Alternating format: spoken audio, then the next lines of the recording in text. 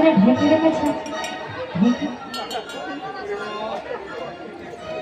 ঢেকিতে যারা চাল কোটে মানে যে পা দেয় তার একটা তাল আছে, আর যে চিনি কোটায় তার একটা তাল আছে।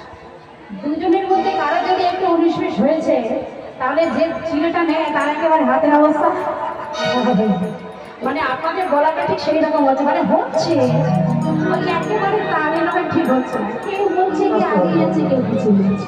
সবাই মিলে এক সুরে বলতে হবে।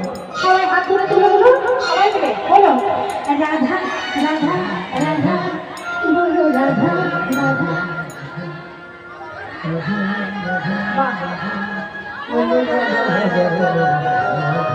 একেবারে গোবিন্দ ফুল বাঁচতে দিয়েছে। বলো আচ্ছা, আমরা সবাই মিলে রাধা নাম কেন করছি?